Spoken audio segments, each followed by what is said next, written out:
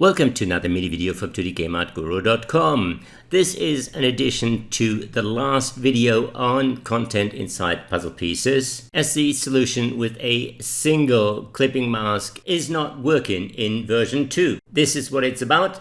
I create a single clipping mask from the pieces with a negative contour to have a tiny gap between them.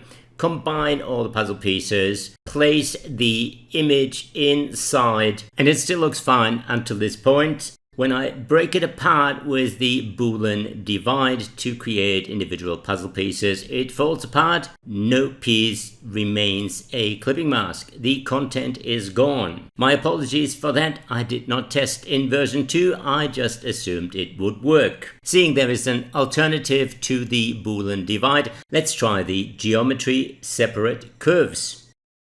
This is the still functioning combined curve. When I apply the geometry separate curves, surprisingly we have one clipping mask, but the rest contains no image. This approach works fine in version 1, so in version 2 there needs to be a workaround to bypass the problem, and that workaround might be the bitmap fill.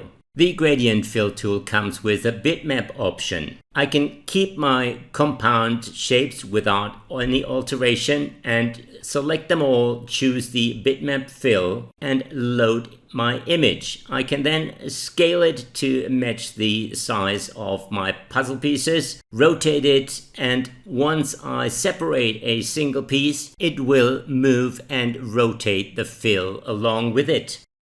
Since I recorded this one, the new version 3, has been released. Let's quickly try it in there. I have my puzzle pieces, I have the gaps, I combine those pieces into a single curve using the Boolean add. I bring in the image, clip it to the curve, and separate the curve using the Boolean divide. And it looks like it's working. I can take a single puzzle piece, rotate and scale it, and it functions as a clipping mask. Check out these 3 videos I recorded prior on creating puzzle pieces in Affinity Designer. I hope you enjoyed this very short video. If you learned something new, please subscribe to the channel, leave a like and a comment, and I will see you again soon.